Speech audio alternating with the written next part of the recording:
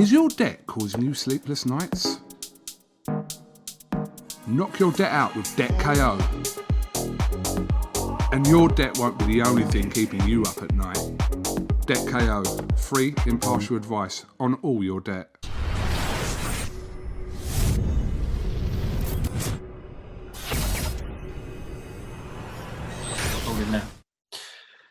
This is UMAR for IFL TV in association with MTK Global, so joined by two-weight world champion, WBO King, Billy Joe Saunders. What's going down, Bill? How's Futurventura? Yeah, it's good, mate. It's good. Enjoying training. I couldn't ask for it to go any better, really. The weather's not particularly great at home, as I was supposed to catch up with you the other day when I was doing my brain scan and medicals. But we missed each other. Much rather be here, mate, on the sunny beach, even though it's not. I'm not getting much of a tan, to be honest with you. It's more of a grueling training camp, which is not really that far till it's over. Mark's got a tan, though. Mark's got the tan. He's been working hard alongside of myself. Tom's got the tan. Camp manager's got the tan. And Greg, as you see, because that naked picture I'll send you of him. I'll talk about that. Bill, it must be nice to actually have a date now. You've been in Futurventura training over here as well without a date. You're fighting Martin Murray on the 4th of December. So you're probably going up in the gears now in training. Yeah, I mean, look, I've been in training for a while now. It's just, obviously, at one stage I was thinking, am I going to even be fighting this year? And to go into such a big fight next year, the likes of the Golovkins, Canelo, Jacobs, Andrades, all the big names, I can't afford to be out 14, 15 months. And Martin Murray, listen, there are ups and downs, and the fight's supposed to happen, before twice. And, listen, he's a good family man. And, if anyone deserves a shot, he's in the top 15. So I said, look, why not? And everyone else were pretty much tied up. So, he deserves his shot. I was a man of my word. He didn't get it back then because of obviously reasons he reckons I pulled out. But I was genuinely injured, to be honest with you. But it is what it is. We're in now. Let's see what happens. You're always honest, Bill, when it comes to promoters and fights that are put to you. Are you genuinely happy at this stage of your career to be fighting Martin Murray? Are you happy with that? Yeah, I mean, look, it'd be very silly of me. I have a conversation with my management, MTK, and it'd be very silly of me to jump in with a Canelo because they dangle a big bag of money at you or they dangle this. But they haven't approached me. They've obviously just set up their December date. I'm already contracted to Martin Murray. I think Martin Murray should have been two-time world champion. I reckon he beat Martinez and who are a tricky southpaw. And I also think he beat Stern.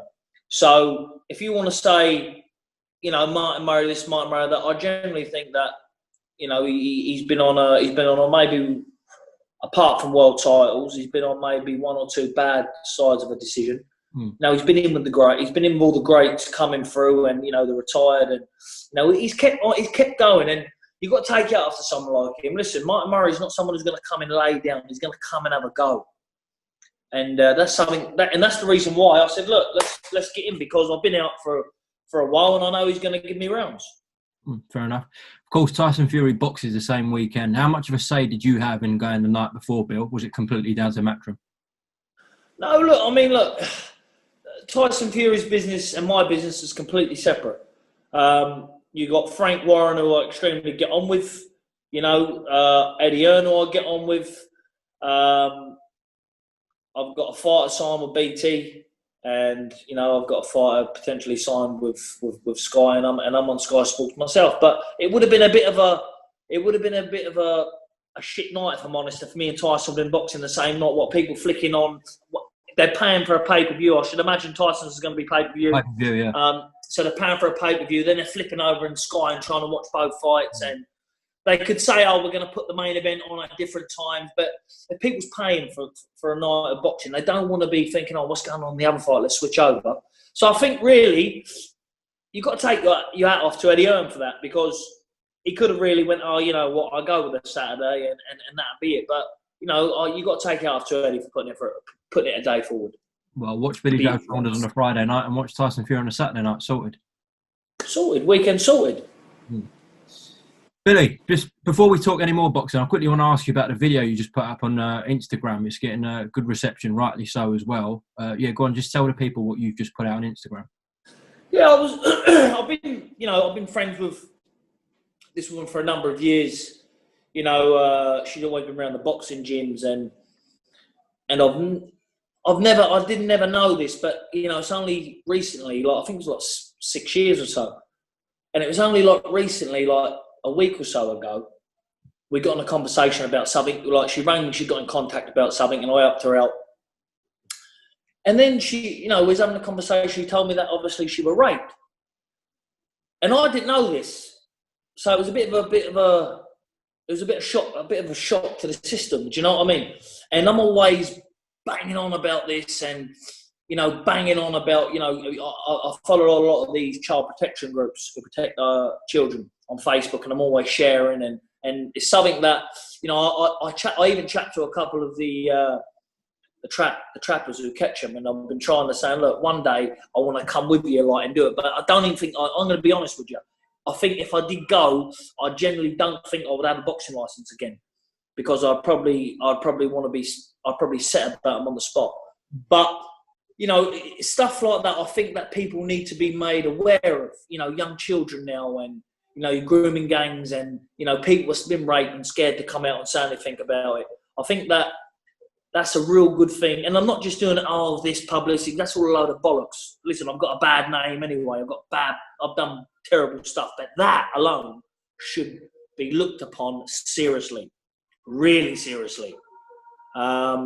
So I put the video up. I've tagged the name in it. I won't say her name here and that on the interview, but I'm sure that you know, you'll end up probably doing an interview of her maybe, or Coogan, and try to put the awareness out at least. Definitely, and if it helps one person, that video, then you've done your job. Even one, yeah. Listen, like I say, if it gets one person, you know, that's if you can, you know, prevent something like this happening, or someone being groomed, what's going to be happening. Like if they can be aware of this video, and it's only a video, it's nothing big. You know, you can only share it, and you know, there's a link on there, you know, anonymous link you can chat to, and I'm sure the lady herself will definitely be open for conversations. You've got a platform, so we might as well use it, eh? Yeah. So listen, it is what it is. So hopefully it's for something good, and I hope something good comes of that, and I really do. Bill, this Wednesday night, MTK card, Louis Edmondson, your fighter, is back in action. Obviously, had a bit of a time with Positive, was supposed to be out a couple of weeks ago, but yeah, he's finally in the ring on Wednesday, Bill. Yeah, I mean, do you know what? I've got to say a big thank you to MTK, because he obviously got COVID, and then I was like scratching my head, because this kid needs to be out. He's such a brilliant talent. You know, I've seen him, I've sparred him, I've seen him handle people, I've seen him handle situations, and I'd probably go as far as to say as he'd give me a lot of trouble. And I kept hearing Tom Little bang on about this kid, bang on about this kid, bang on about this kid. And he's only young, but he's just never had that chance. You know, he's never had someone, you know, take his career by the horns and say, right, this is the road you need to go down. This is what I think. And we did have that platform, obviously, of MTK. He signed with MTK, as you know, but he failed a COVID test. So, touch wood, he's back out now Wednesday, and he took this fight on a 5 days notice. You know, he lives the life. I've also got Dante Dixon out, another fighter who I manage, along with Adam Etches and MTK. He's out on the same bill on the undercard as me on Sky Sports. Okay, that's good. These promoters better be getting their pens out and want to be signing these two fighters, because these are guaranteed world champions. Both of them got brilliant talents, and it's a pleasure to work alongside of them, you know.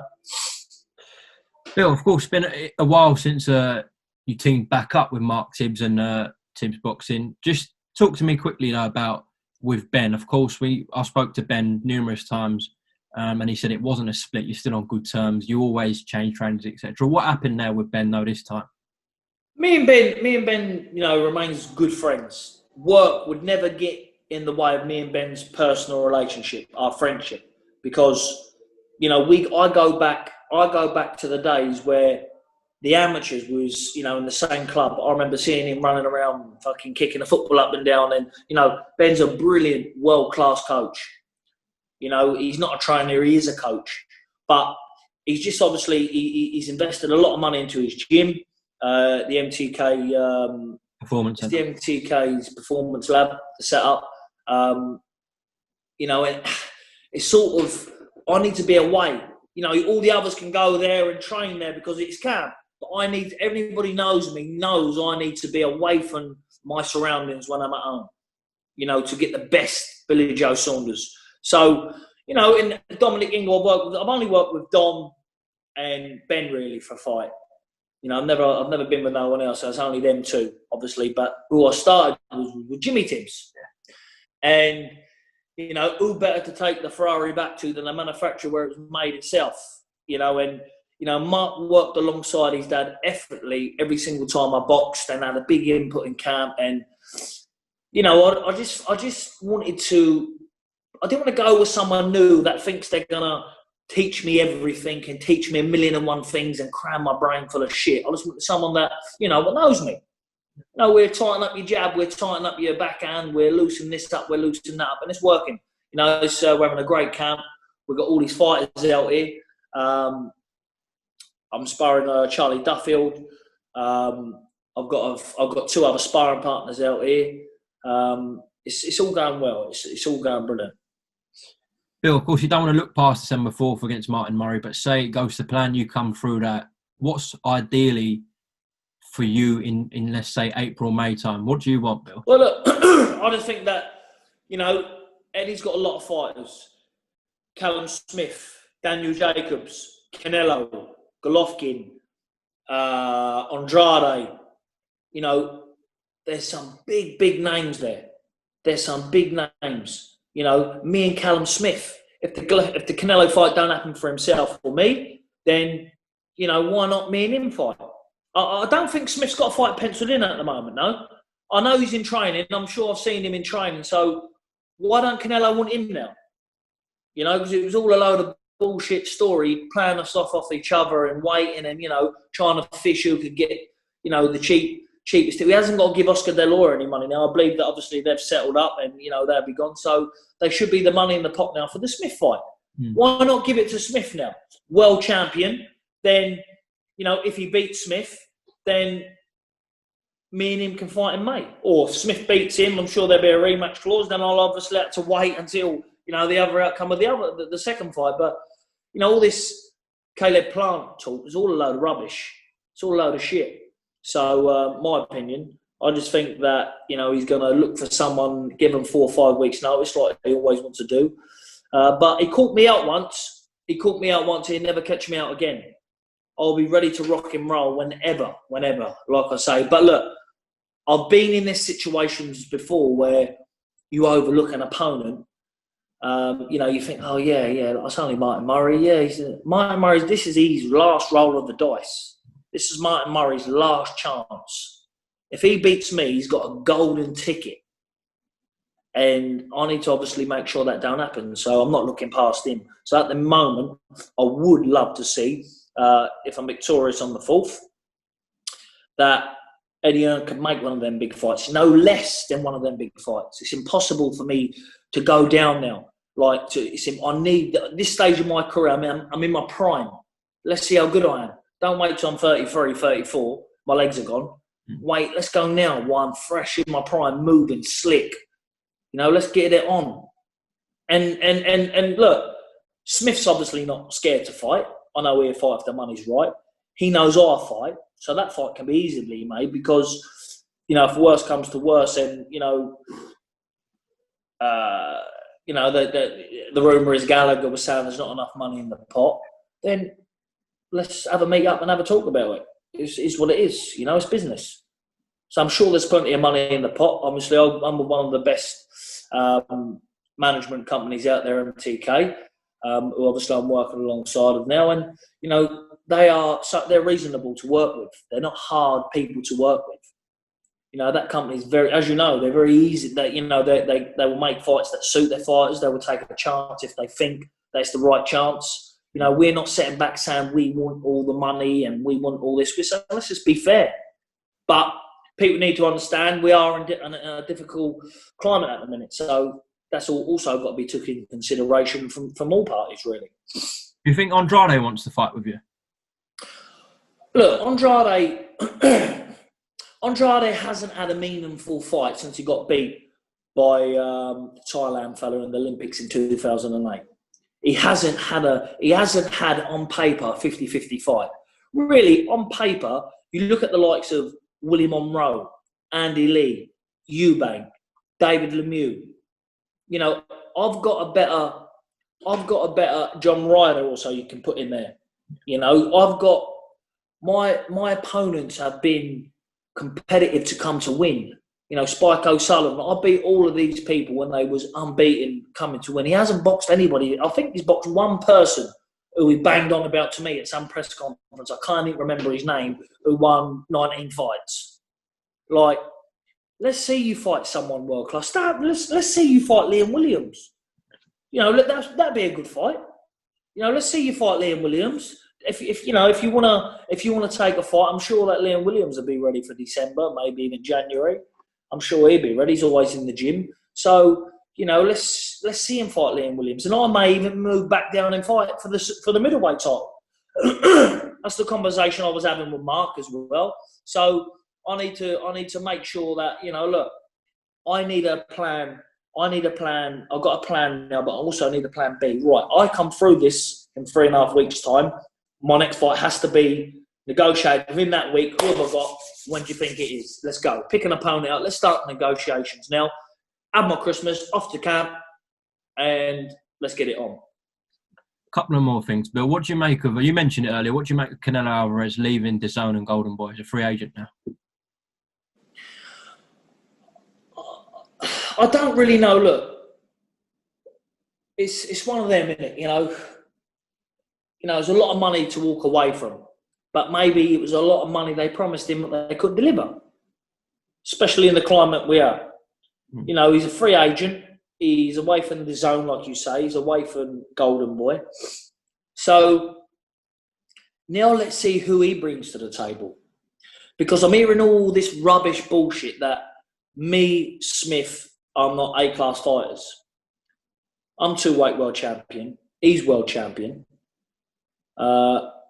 If world champions now are not classed as A-class fighters, elite fighters, then, you know, I think this Yildirim, is it? He must be a world-class fighter then. That's who we'll probably fight next. Well, I think he's looking to box Caleb Plant on Showtime next in December. Listen, Umar. He will fight Yildirim for the WBC title.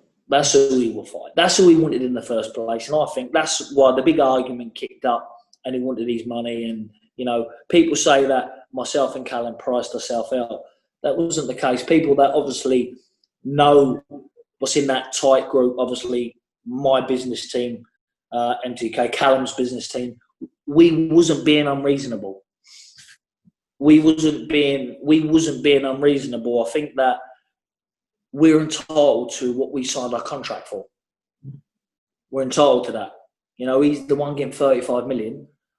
You know, I'm sure that he can, you know, take that little bit of a cut and say, well, do you know what, lad, you take what you're entitled to and, yeah, let's get it on, if he really wanted to fight. But look, he's not ducking anyone, is he? So, but I just think that he's looking for easy routes for easy belts, and Yildirim is the easiest route at the minute with the title being vacant. Unless Caleb Plant, if they give him a few quid to step aside and promise him the winner, and that's going to be in May anyway. So it's going to be a Yildirim and Canelo in May if Caleb Plant fights him now, because they've got to give him money to step aside and obviously promise him the winner, I should assume. Yeah, I hear what you're saying. Bill, you never hold back. Of course, a lot of talk at the moment in boxing is about Deontay Wilder. His video. Let's go in two parts. Firstly, what he said about Mark Breland, who obviously he sacked. He said that he spiked his water. What do you think? Look, it just gets embarrassing, doesn't it? Tyson Fury rang me before the first fight before he even talked about fighting Wilder, when the talks were in, his dad were against it, Ben were against it. I think his whole family was against it. And Tyson, I'll tell you yourself, he rang me, he said, I've been offered the Deontay Wilder fight. What do you think? And I said to him, Tyson, if he don't hit you, you will have an easy night. This is a dare to be great move, but you can't let him hit you. And he went in there and he got hit and got back up. Then he was in proper shape, went in there and absolutely dismantled him. You got beat by the better man. Sometimes, you know, your power don't work. Your power is when you meet someone who's more elusive than you, more slicker than you, more faster than you, you know, more heart than you. He's a better man. You know, in my opinion, it's putting a Jaguar against a Lamborghini. That's all it is. It's just a different class. And I think he needs to realise it's different class and stop blaming his suit, stop blaming his drink being spiked, stop blaming his gloves being tampered with.